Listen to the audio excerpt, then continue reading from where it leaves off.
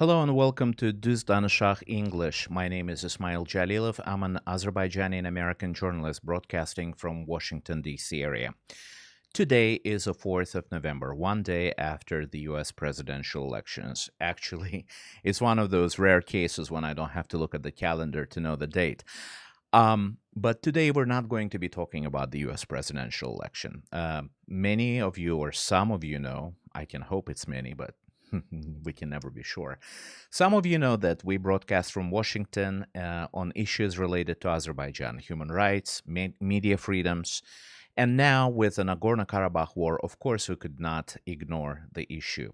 So lately we've been speaking English more and more with our guests, and today is no exception. We have Rachel Brooks from the Republic Underground. It's a news outlet that published a series of reports regarding the Nagorno-Karabakh war between Azerbaijan and Armenia. Rachel will be joining us from an undisclosed location, and it's undisclosed because I didn't ask her where she's joining us from. Hi, Rachel. How are you? I'm fine. How are you? We're good. Thank you very much for your time today. Rachel, your story published that I will show in a second here, ASALA, a revival suspected in Nagorno-Karabakh war front. It made waves in Azerbaijan. It was published on November the 2nd, about 2 days ago. And here you're discussing the presence of ASALA, which is Armenian Secret Army for the Liberation of Armenia, in the war zone in Nagorno-Karabakh between Azerbaijan and Armenia. Would it be fair to say that ASALA is recognized as a terrorist organization by the U.S. government and some other governments? The ASALA has been previously recognized as a terror organization, but as of the mid-1990s, it was considered in the West as defunct. But from what our reports are, Republic Underground is a media research as well as a news outlet, and we research defense issues. We've been corresponding on the ground, and we've heard reports that previous leadership of ASALA is actually present at the war front. Mm-hmm.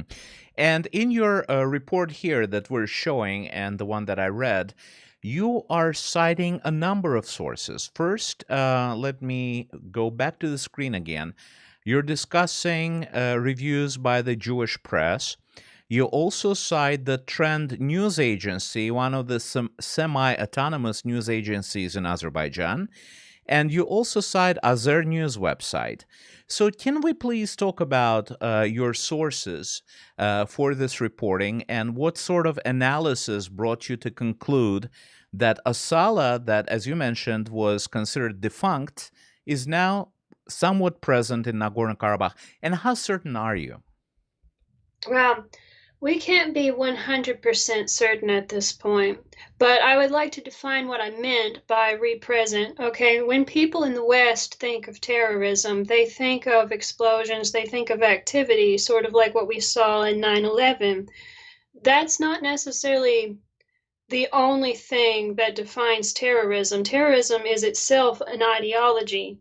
So if the former leadership of ASALA is present on the ground, there's the potential to reorganize a violent uprising against the people in the Nagorno-Karabakh, because the ideology is present and the former contacts are present. We have found through the Central Intelligence Agency in the United States, under the Freedom of Information Act, has released sanitized copies of their intelligence during the previous conflict, the conflict at the end of the Soviet Union.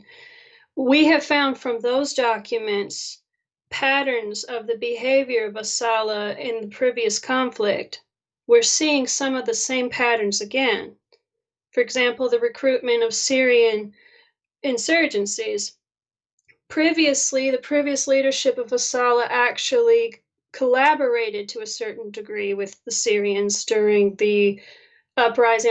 You remember Yasser Arafat, correct? Of course, the former leader of the Palestinian Liberation Organization, PLO.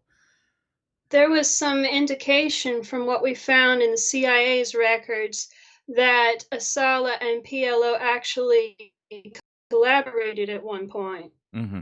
And when you due say to the presence. collaborated, what exactly does that collaboration, what exactly did it entail? Was it training? Was it participation in conflicts and war? Because we know that PLO was fighting against Israel. Was ASALA taking a role in that fight, in armed fight? It was primarily training. The ASALA actually trained in the same camps as the PLO because, again, what we're looking at is terrorism goes beyond actual physical exchange of fire. It goes into ideologies and training and mobilization. Armenia has always considered ASALA a guerrilla group. And so it's never really in the West been considered more than a terrorist organization after the 1980s and the bombings that went on in the 1980s and early 1990s, which were sabotaged. Right.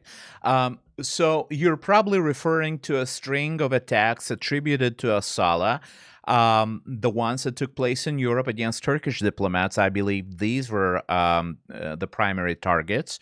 And also there was some activity in the United States, if I'm not mistaken. I never researched ASALA seriously, but maybe I will have to. So when we're talking about this ideology, you discuss a nexus between trading fire and delving into ideology. How dangerous, what kind of a danger does the presence of this kind of ideology in a war zone present by itself? In other words, let me ask you this from another angle, if you don't mind. I'm an Azerbaijani journalist in the United States. And if we're talking about resurgence of ASALA, should I and people like myself, people from Azerbaijan, for instance, be fearful of retribution? Where does this ideology end? We've seen some men wear ASALA t-shirts this July in Los Angeles. This was a well-covered incident. I haven't seen anything related to ASALA in years, and all of a sudden, there are men wearing ASALA t-shirts in LA. That was a little bit scary, so to speak. So where does this ideology end, do you think? To what end does it serve? Ideology, it can only be combated with another ideology. For example, if you're watching the history of Nazism, anti-Semitism fought Nazism. So what we're looking at here is if we don't combat the Armenian ideology of hate towards Turkic people with a positive narrative of Turkic peoples, including Azerbaijani, the ideology will be allowed to continue and escalate to the point of violence. And that's the purpose at Republic Underground, is to provide an alternative narrative to balance the scale, because we don't want that. We don't want the diaspora to live in fear of their neighbors. It's not about demonizing Armenians. See, that's what they will say, and that's not what it's about. It's just about equalizing the two groups so there can be peace eventually. Now, speaking of, let's talk about how this article came about. I'm asking because I'm truly surprised, as I'm pretty sure many Azerbaijanis were. Normally, the coverage that we get in the West is we perceive it as biased. We're not accustomed to any sympathetic coverage of Azerbaijan and the plight of the Azerbaijani people for the last 30 years, to say the least.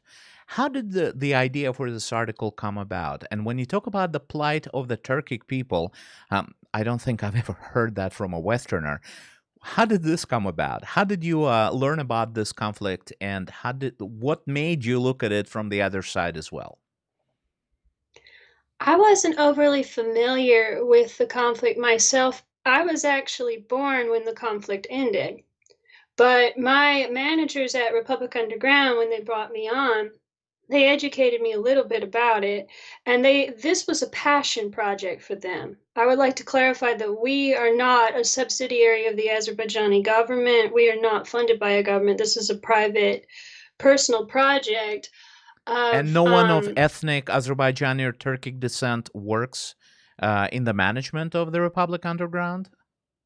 no, we are mix of backgrounds, Jewish, American. We actually have a Nigerian on the staff. We are not Azerbaijani, but we correspond with the Azerbaijani diaspora, and that's really how we learned about this, because we wanted to offer a news outlet that showed difficult access stories.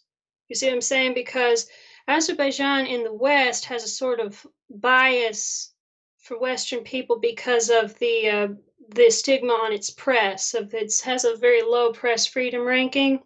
And so because the West is, how to say this, it requires institutional affirmation. So if, like, let's say the New York Times puts a label on you, that label will unfortunately stick. We can talk about the role of the large Western media organizations, and I don't want to be unfair to the New York Times because we've seen some claims from the BBC that so far have not panned out.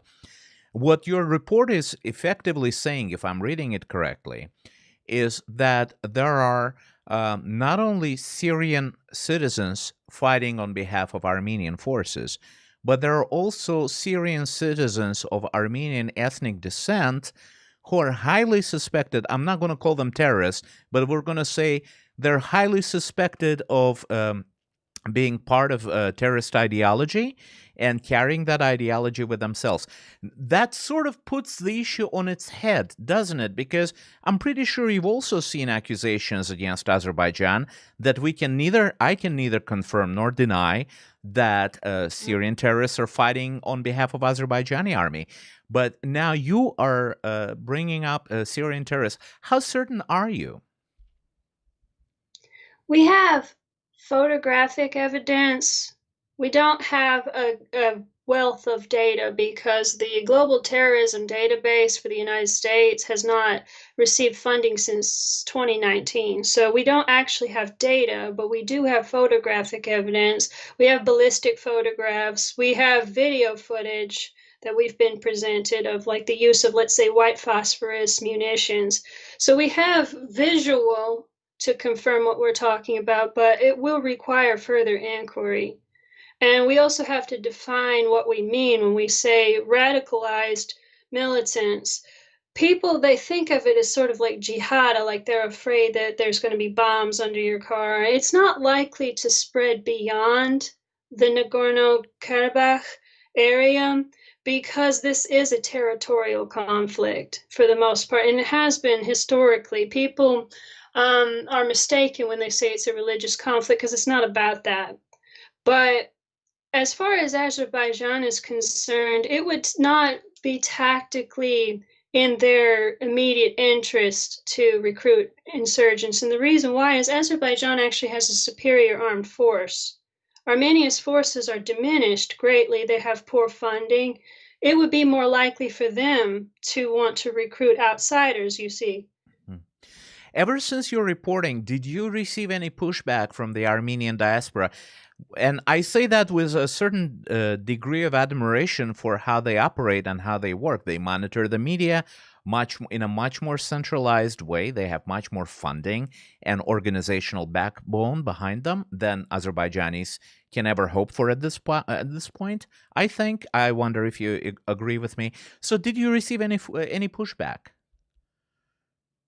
We've received a lot of angry messages. One of my managers at the paper, one of the editors, actually received anti-Semitic slurs. We had an attack against our paper, some false accusations that actually led to a legal dispute, cost our media president quite a bit of money.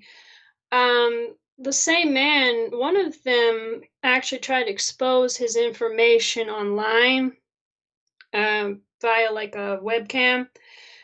We had quite a bit of attacks. I haven't personally physically been attacked, but I believe one of our managers actually was and had to be moved to a safer location.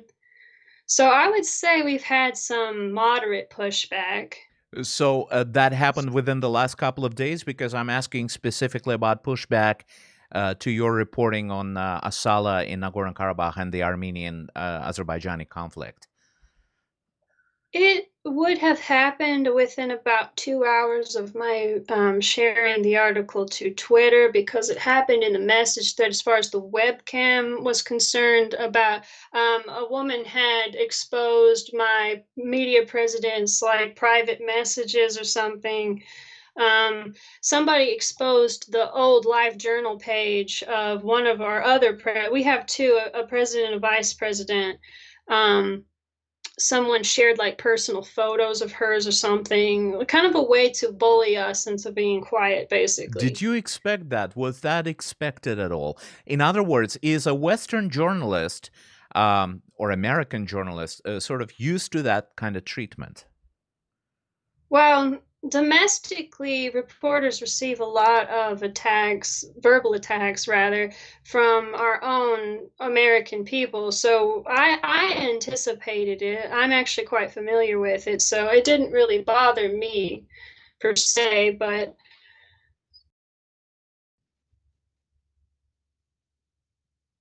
a lot of the time people are violent towards you when they realize what you're saying is registering with them. You see what I'm saying? So our reports are receiving a lot of pushback because we have accurate documentation of these events. We're not just saying something and then that would make us Right. bloggers. That's a very important distinction to make, because personally I get offended when people call me a blogger.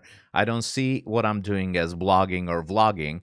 Um, so when you let's talk about the discourse. Let's talk about the Nagorno-Karabakh war and the antagonism between Armenia and Azerbaijan as it plays out in the US press.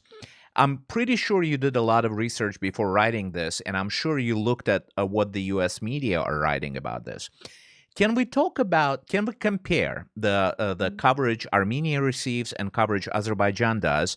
And if you don't mind, we talked about it slightly, but let's go deeper into this. What are the reasons for such a disparity, shall we say, in coverage of two countries? You mentioned religion not playing a role. Do you think that the U.S. media understand that it's not a religious conflict? On the other hand, I'm going to ask you this as well. Do you think that the Western media actually emphasize enough that Armenia, while being described as a pro-Western nation here in the West, is a military ally of Russia, and Russia is its major economic and military partner? As far as Russia is concerned, Armenia and Russia have had a very entangled relationship since the fall of the Soviet Union. So Russia still has a military presence in Armenia, and for that reason, they collaborate. Russia has not directly engaged in the conflict, but it hasn't condemned it either, as far as to just ask for a ceasefire on both sides. And basically, the Minsk group has attempted to solve this with diplomacy. It has escalated beyond the point of diplomacy. Simple diplomacy is not enough. However, Armenia has a very strong lobby presence in the United States. A lot of the Armenian diaspora are also American citizens, and so they use the advantage of American politics to push their agenda, if you will, towards the Nagorno-Karabakh. The problem with that is you have a politically biased coverage of the conflict, and you also have American politicians who are not very familiar with the regional effects that this would have, trying to pressure the State Department, the United States president, into actually physically engaging in the region and recognizing the Karabakh is referred to by Armenians as Artsakh. It's not a recognized republic by any country, including Armenia. When I asked you earlier about attacks on your organization, I'm sharing my screen right now, and I'm showing a report from Reporters Without Borders on a TV journalist hounded in France over Nagorno-Karabakh conflict. They're discussing the fate of French TV journalist with TF1, the French public broadcaster, Lisron Boudoul, who reported from this conflict and apparently was subjected to physical threats and insults. Reading RSF report, let me show you this part. This part really resonated with me negatively. She was called a genocidal whore. So let's talk about the rhetoric being used by the opposing side. Do you think that genocide, the issue of genocide, is being brought into completely unrelated military conflict? In other words, do you think there is an understanding in the West that genocide somehow is directly related to the Nagorno-Karabakh conflict? In other words, I've seen it from Russian media too. I speak Russian as a native language and I watch them. I've seen it from a very liberal TV Rain channel. Its host said, but if Azerbaijanis make their way to Nagorno-Karabakh, there will be a second genocide. That's a direct quote. Again, from an anti-Putin and very liberal television station. So I'm kind of wondering, do you think that the issue of genocide is being used here appropriately? Should it be brought up at all? At this point, no, because the Armenian genocide was a very complex situation. You were looking at ethnic cleansings of multiple ethnicities at the time of 1915. At this point, bringing the Armenian genocide into the current conflict would be like it would be like holding modern Germany accountable for Hitler's Holocaust.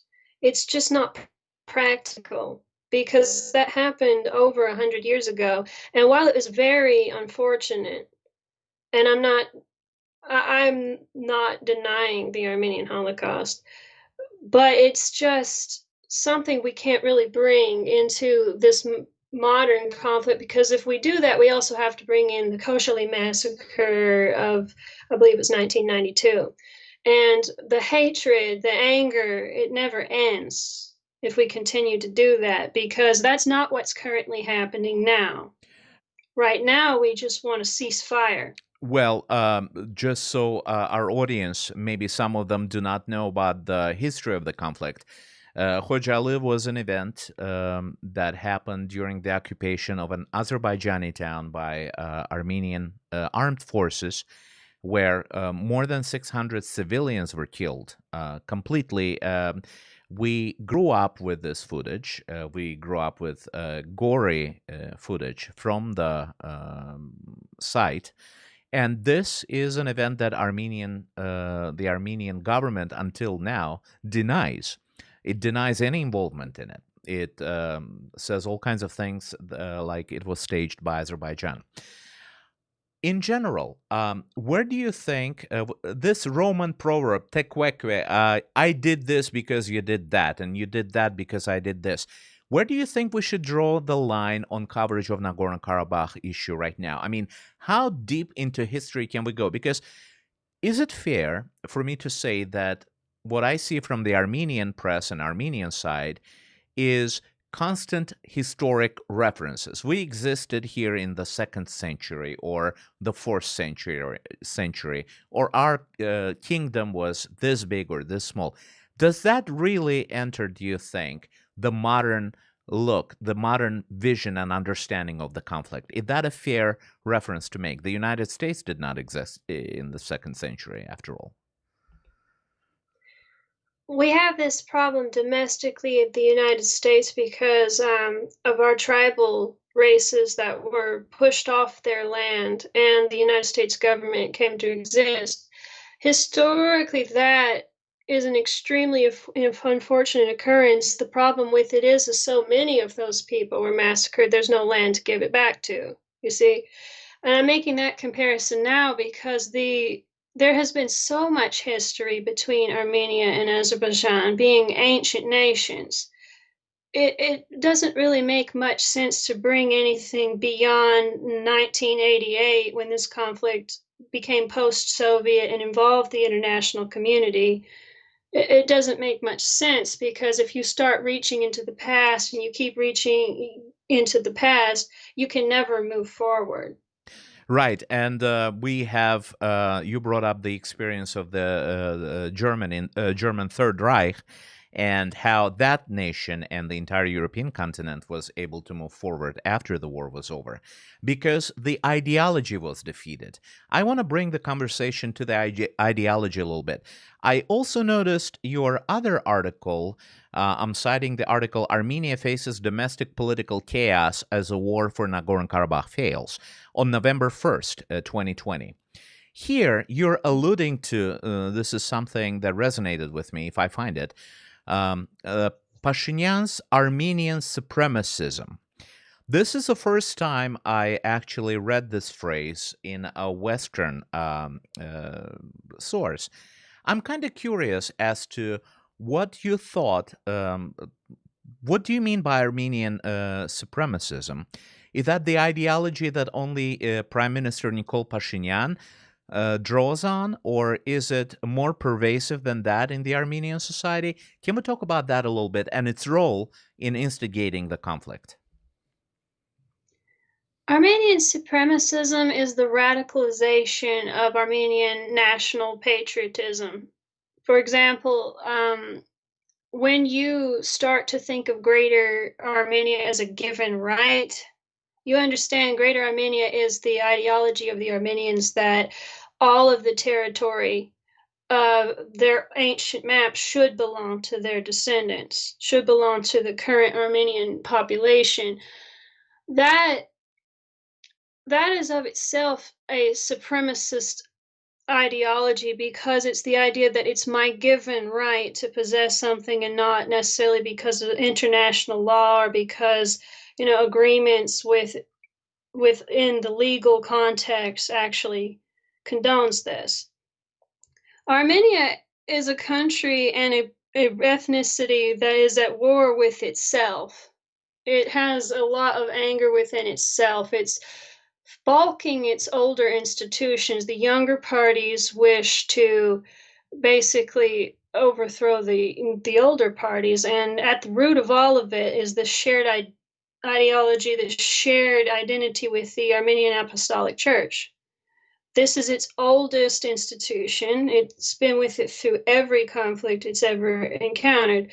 The church itself is crumbling from the inside. So if you're referring to the itself is Kilikian being church wrecked. in Turkey, and we also have the church in Armenia, and the two are at odds with each other. Is that what you're discussing? Mm. Yes, because the Holy See in Armenia, the Apostolic Church of the Armenian nation itself, has become, how does we say this? It's become corrupted from within. The priests and the upper echelon, if you will, of this institution it's crumbling. Mm-hmm. And politicians are at odds with it. Pashinyan is at odds with the church, with his people. And I really feel that the Karabakh, and from my personal opinion, not so much, for a journalistic point of view, but I really feel Pashinyan needed to win the Karabakh, needed a victory to solidify his power that he gained after the Velvet Revolution. So let's talk about this, because we often hear from the Armenian side that it is Azerbaijan that instigated this conflict, that it was Azerbaijan that launched it over the summer and on the 27th of September. We hear the denials from the Azerbaijani government, but you are connecting the war to Mr. Pashinyan's domestic policy agenda and his domestic standing. Can you draw the line? Can you say more or less definitively that the war benefited his domestic policy or even foreign policy agenda? Have you researched that? I have researched that, and from what I can see, how to say this? From what I can see, Armenia is very desperately trying to stabilize its own internal politics, because like I said, it is sort of crumbling politically. It wouldn't be in the practical interests of Azerbaijan to have instigated the current conflict. And you will see from the rhetoric between the two people groups, the more aggressive party. You can that they speak for themselves, because even the Azerbaijani diaspora abroad, at least they have no connections necessarily to the nation itself. They were born in, let's say, France. They're more peaceable about it, whereas Armenians are very aggressive, and it's sort of like Armenia itself is at war for Armenia's soul. And Karabakh is just an unfortunate casualty of that. You know, there is a prevailing thought or opinion that people living in diasporas are more intransigent towards conflicts involving their home nations because they're removed by, let's say, by distance. Some of them have never been to their nations of origin, as they refer to them, and maybe they're even prone to see them as a little bit in an idealistic light, if that makes any sense. Can you please comment, to the extent that you can, on the, let's say, connection of Nagorno-Karabakh conflict, the hot phase of the war, with the intransigence in the Armenian diaspora in France or the United States? To what extent do you think the diaspora played a role in sort of like making this conflict unfreeze itself, so to speak? They're very vocal about it, and they're very vocal with their American support. A lot of the representatives of the Democratic Party, actually, in the United States have sort of equated the Artsakh Republic identification as like they've called it an American story.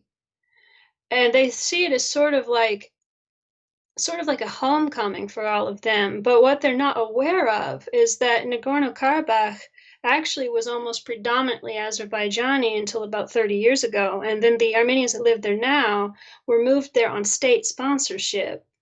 The ones that are currently living there are impoverished people who are looking for a better life for themselves, and they were sort of sponsored to go here by, let's say, the Armenia Fund in Los Angeles, and various other NGOs and things like that support this endeavor to self-identify Artsakh.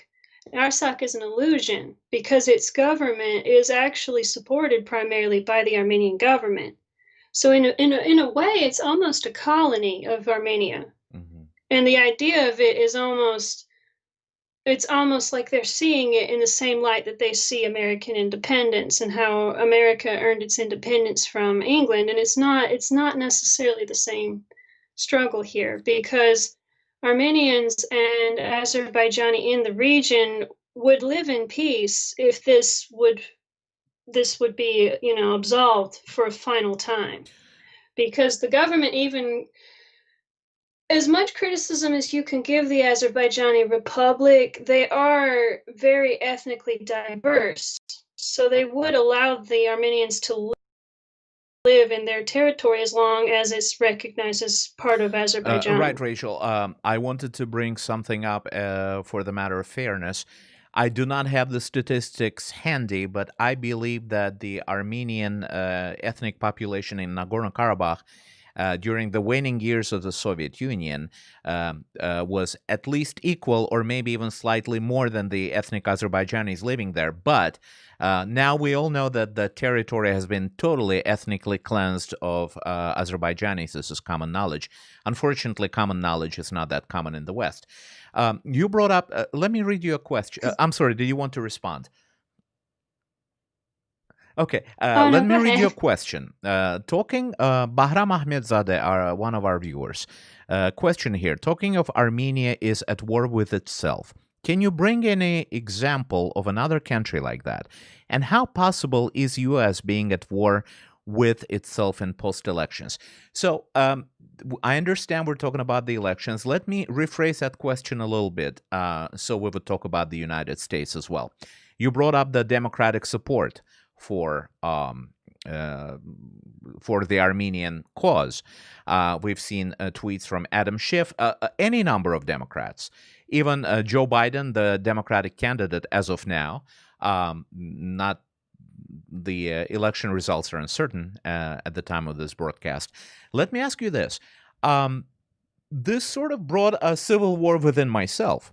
I'm a Democrat. I don't hide that. That's public knowledge. But I was very hesitant to vote for the Democratic Party because also part of my identity is Azerbaijani, a very strong part of my identity. So do you think that the Democrats are pandering to the Armenian lobby because they think there are not enough Azerbaijanis who might cost them votes in the future? What do you think lies at the heart of Democratic Party supporting the Armenian cause the way it does? Honestly, I really think it's their support of their constituencies because in Los Angeles, for example, a lot of the diaspora of Armenia migrated originally to became very influential in California and California's politics. California is sort of a leading voice in all democratic ideology at this point. So really they would be more interested in the Armenian diaspora and their constituency than the actual very faraway nation that I don't really feel Americans fully understand the Caucasus in general, much less Armenia. So they're supporting their people that are there in their county, and they're hearing what they're saying, and they're not really understanding, because I don't think the diaspora actually fully understands it themselves. They were raised in America. They were very far away from the consequences of the conflict. Mm-hmm. Rachel, it's quite curious as to the reactions domestically. I'm reading a comment from Emil Turandi. As an Azeri, I give big support to Donald Trump, by the way. I'm assuming that Emil lives in the United States and votes here.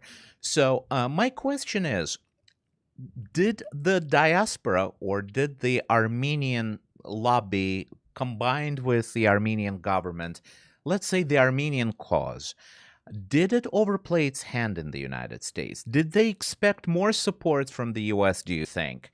A more active support from Russia or from the Armenian diaspora? Because right now in Yerevan, in the Armenian capital, I was watching YouTube, there was a live broadcast of a demonstration by women and children in front of the U.S. Embassy. They demanded that the West, and namely the United States, play more active role and pay more attention to their plight. Do you think that the diaspora overestimated the level of support it would get? After all, they have names like Kim Kardashian, some other famous American celebrities, household names in their corner share. Azerbaijan does not. Do you think that they were overly optimistic? Do you think they were surprised by how little attention they end up getting? I think that they were, but they do have to understand that while their celebrities are very vocal, they make up a very small percentage of the American population. In America, again, to answer the earlier question, America is very close to a ideological war within itself. We have our bipartisan system is really just kind of split in half. So people will back whichever team they feel will get them the most support for their politics and not necessarily the nuances of that. Not necessarily. And so Armenia was just kind of a convenient cause for the Democrats to get behind, because Democratic politics are they're very oriented in identity and ethnic rights and all of those things. And while they mean well, I don't believe they fully understood what they were doing. Right. Rachel, I wanted to ask you this. Recently, Armenian president's aide, Mr. Melkonyan, and I'm going to find that quote and show it on the screen while you answer, Sergei Melkonyan, let me do this right now, and I will be able to read exactly what he said, not to paraphrase anything. He said in an interview with a Russian-speaking newspaper in Israel The Armenian people, both in Artsakh, which is Nagorno-Karabakh, and in Yerevan, which is the capital, to a large extent, justifiably consider the Israeli government complicit in these crimes. He's talking about the alleged military crimes by Azerbaijan. There is a real threat of a new emerging hotspot of anti-Semitism because of the actions of the Israeli government. The Israeli government will be the one to reap its fruits. When we talk about this, do you think that this is an attempt to internationalize the conflict? Do you think the criticism against Israel is fair? Since we talked about Israel and PLO at the beginning of our conversation, let's put the whole thing in a more or less regional context. Do you think that this statement contains a threat of anti-Semitism? When you hear about something like that, what do you think? I think people are, in general, overly critical of Israel because they don't fully understand Israel's domestic politics. Again, that's partially the fault of the Western media because, again, the identity politics that are involved in trying to solve that conflict. Israel's major concern with the Karabakh conflict is its potential to spill over into instigating Iran. Iran is a natural enemy of Israel, and Azerbaijan happens to be its neighbor. So it's not necessarily preferential politics. It's not necessarily that the Israeli government is anti-Armenian. There are Armenians that live in the Israeli territory, and they're treated roughly the same. Israel has made a friend of Azerbaijan because they have common interests. They have a common need to protect that territory from radicalism in the Islamic Republic. Some have mistaken that to mean that it's anti-Islam. That's not necessarily the case. The Iranian regime is very aggressive. It's very aggressive, and a lot of Azerbaijani actually live in Iran. They make up part of, I believe it's the southern province. They're one of the major minorities of Iran. So again, it wouldn't be necessarily Israel being anti-Iran because of all the different people who live there. They are concerned for their national security, and they support Azerbaijan as sort of a way to prevent this from blowing over, because we've received reports from our analysts that Armenia's government has been bombing civilian populations in, let's say, Barda, Ganja, in an attempt to provoke the international community to engage, to provoke Russia to come to the scene. That would be a mistake. Do you think, analyzing what information you have right now, I'm just interested in your own point of view. Of course, I have my thoughts as well. But do you think that after this war has concluded, there will be a wider discussion of the military tactics employed by Armenia, or maybe by both sides, because there are claims by Armenians that Azerbaijan is engaging in the same tactic? I can talk only about what I've seen, and I've seen live coverage of residential areas being wiped out in Azerbaijan late at night, with no military targets in the vicinity. Do you think there will be a wider conversation sparked by the events? Do you think that war crimes, maybe tribunal or some sort of a process, will be launched after the hot phase of the war is over? That really depends on how and when the war ends, because right now we're seeing the risk of internationalization, we're seeing the risk of entrenched warfare. We really require more press freedom on the side of Azerbaijan because their side is not being explained in a way that it can be contextualized to the rest of the world. And for Armenia, they really do need to be supported in rehabilitating their own internal politics and stabilizing. If they were stable domestically, I feel like that they would withdraw on their own. And then this conflict would simmer down because it's international. The consequences of internationalization of this conflict would be very immense because you could see a lot of very critical things happening. I don't really know how to say I don't want to incite panic necessarily, but it would be very, the Middle East and the Eastern world sort of clashing with each other all at once because the territory it is so vital. It's a highway point between, let's say, like, for example, the Nakhchivan province has recently seen military activity. That's sort of a crossroad between Iran, Erbil, Iraq, and Turkey. It goes through the Azerbaijani territory. It borders Armenia. If foreign players come to that scene, all of these overlapping nations are suddenly at each other's throats. We don't want international involvement. We want these two countries to resolve this conflict on their own, with the international community supporting that simmering down process. I understand, and I understand that and our viewers understand that both you and I are discussing our own vision. We cannot speak for our governments, or in your and my case, we have the same government. We just share our thoughts, and I believe that our viewers are smart enough not to take this out of a context. Now, let me ask you a $1 million question. I try to avoid it because I don't like speculation, but it seems like most of our audience is very interested in the matter. So let me read you this from Karim Salimov. How will the elections in the U.S. affect the situation in Karabakh? In case Democrats win, is it going to change the current stance of U.S. in the conflict? Now, let me ask you this in a general context, how important is the conflict in Nagorno-Karabakh to the United States to begin with? And then, if you don't mind providing your thoughts with regard to the question. It depends on which candidate wins, but if there's a new regime, if there's a new presidential administration, there's always a little bit of anxiety about foreign policy at that point, because U.S. foreign policy is very intricate. It's very involved, and you would be amazed how involved the United States is in foreign affairs.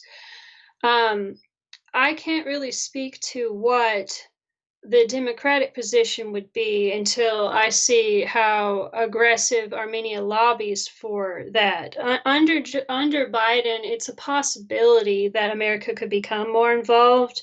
Under Trump, assuming, I'm not sure if the election results have come in yet, because at the time of this broadcast, they were undetermined. But under Trump, it would probably be more of the same, because up until this point, the United States has been mostly withdrawn from the conflict. The only interest they appear to have in it is to prevent it from escalating over into, like, let's say, a provocation of Turkey, or they see it from a tactical point of view and not necessarily a human rights point of view, I think. And when we start to address it as a human rights issue and avoid politicizing it, I think that's for the best. In my personal opinion, that would be for the best. Right. Rachel, let us put on our, tarot reader cards. First of all, are you going to continue to cover the conflict? And I'm asking you because you discussed the threats coming against you personally and your publication, Republic Underground. Will you continue paying attention to the conflict, do you think? And when do you expect this to be over? And what sort of coverage may come out of this? Are you working on anything right now? We are working on mostly a daily basis to continue to cover this conflict, because, again, with all of the different areas that we cover, are very concerned about internationalization. We don't want to see that. And while we are only journalists, obviously, we don't have that much influence. My belief is that more information to the contrary of the propaganda is vital to keeping the conflict from exploding into something that it could be. At this point, what we're seeing is Azerbaijan actually taking back its occupied territories, and if that's the case, Armenia will run out of the funds it takes to continue to perpetuate this. So unless they receive dramatic support, this is liable to simmer down on its own eventually. I can't give you a timeline because I'm not expert enough to know when precisely it would end. But I do believe eventually it will, the resources will exhaust themselves, or the international community will intervene from a non-combative point of view. That would be probably the swiftest way to simmer it down, was if the international community was to intervene from a outside point of view, not to actually actively engage on the ground. Rachel, I would like to thank you for your time. I would like to thank you for paying attention to this conflict and for trying to cover it more or less evenly. Something, as I said, the people of Azerbaijan are not very used to. That was Rachel Brooks from Republic Underground. I truly hope we can speak again sometime soon, and you will find time for us. Certainly. Thank you. Thank you, Frank. Thank you very much, Rachel. Thank you. Well, ladies and gentlemen, sorry, we got a little bit of an echo, and I think our feed froze for a second there. I wanted to thank Rachel, and as she was speaking, she cut off for a second. I appreciate your time. I truly hope you like this conversation. I truly hope this is not the last one in this series. I discovered Republic Underground, I'll be honest, 3 days ago from the reports in the Russian press. It took me some time to find Rachel because they misspelled her last name. They spelled it as Rachel Abraham. So I tried all sorts of, this is something that my guest did not know. I tried all sorts of version of a spelling and I couldn't find her. And then somehow on Twitter, I ran across this publication.